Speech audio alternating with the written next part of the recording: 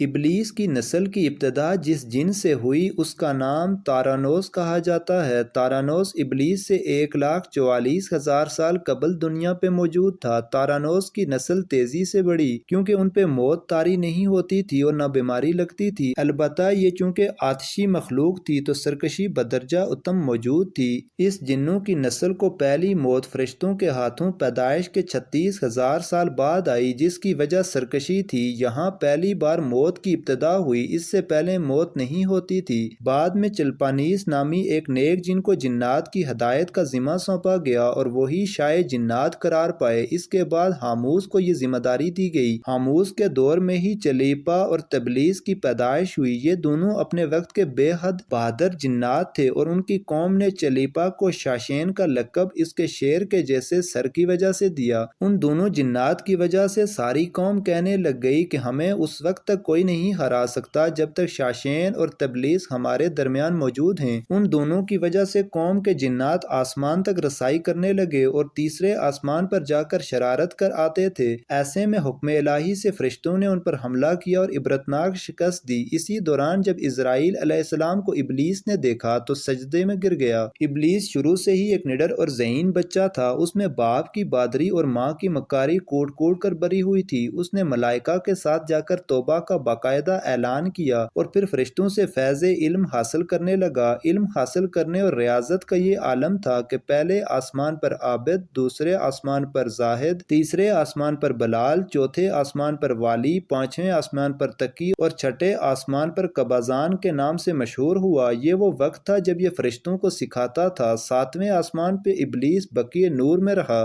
ہفت افلاک کے سب ملائکہ کا معلم قرار دیا گیا۔ یہاں تک پہنچ کر ابلیس نے اپنی عاجزی اور ریاضت کی انتہا کر دی۔ کم و بیش ابلیس نے 14,000 سال عرش کا طواف کیا۔ یہاں اس نے فرشتوں میں استاد، سردار، عزازیل کے نام سے شہرت پائی۔ کم و بیش 30,000 سال مقربین فرشتوں کا استاد رہا۔ ابلیس کے درس و واعظ کی میعاد کم و بیش 20,000 سال ہے۔ فرشتوں کے ساتھ قیام کی مدت کم و بیش 80,000 سال ہے۔ ابلیس کو حکم ہوا کہ دروغے جنت رضوان کی معاونت کرو اور اہل جنت فرشتوں کو اپنے علم و فضل سے بہرور کرو۔ یوں ابلیس کو جنت میں داخلے کا پروانہ مل گیا اور جنت میں بھی اپنے علم سے داروغے جنت رضوان کو سیراب کیا اور یوں جنت رضوان کی کنجیاں ابلیس کے پاس رہیں۔ روایات کے مطابق ابلیس 40,000 سال تک یہ فرض خزانچی انجام دیتا رہا۔ یہی وہ مقام اعلیٰ ترین جنت رضوان ہی تھا جہاں ابلیس نے پہلی بار بادشاہت کے خواب دیکھنے شروع کیے۔ اس وقت ابلیس کے پاس ہفت اقلیم، افلاک، جنت و دوزخ سب کا اختیار تھا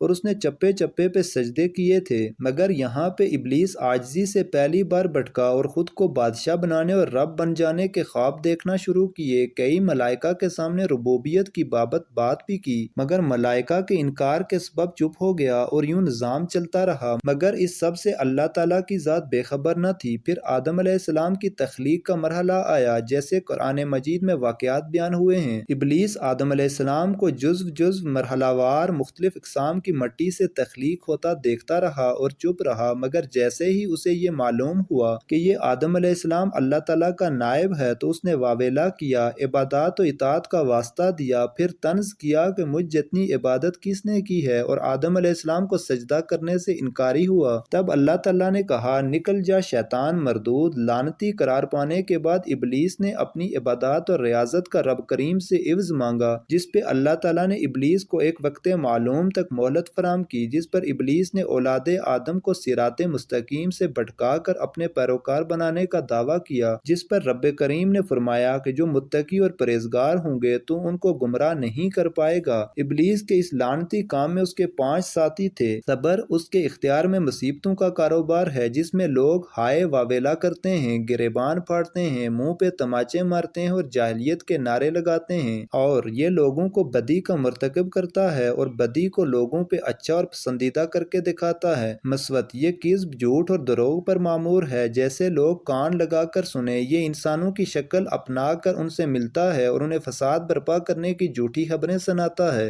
داسم یہ آدمی کے ساتھ گھر میں داخل ہوتا ہے اور گھر والوں کے عیب دکھاتا ہے اور آدمی کو گھر والوں پہ غضبناک کرتا ہے۔ زکنیور یہ بازاروں کا مختار ہے، بازاروں میں آ کر یہ بددیانتی کے جھنڈے گاڑتا ہے، بازاروں میں برائیوں اور فحاشی پر ورگلاتا ہے۔ ہے۔ ابلیس کا آدم علیہ السلام کو سجدے سے انکار کا جذبہ حسد تھا کہ جس نے اسے مجبور کیا کہ میری جگہ آدم کو کیوں ملی۔ یہ اس کا جذبہ تکبر اور غرور تھا کہ میں اعلیٰ ہوں، اور اس ایک سجدے کے انکار کی بات نہیں تھی، بات اطاعت سے سرکشی کی تھی، شرک کی تھی۔ ابلیس نے دل میں خود کو رب مان لیا تھا۔ اسی شرک عظیم کی بدولت ابلیس تا قیامت رسوا و لعنتی ٹھہرا اور اولاد آدم کو بھٹکانے کے لیے آزاد قرار پایا۔ حاصل نتیجہ یہ ٹھہرا کہ رب کریم کو انسان کی عبادات، عاجزی، علم و دانش سے کچھ غرض نہیں ہے۔ رب کریم صرف دیکھتا ہے کہ دل میں اطاعت و فرمانبرداری کتنی ہے۔ اسی بنیاد پہ تقوی و پرہیزگاری کے درجے قرار پاتے ہیں۔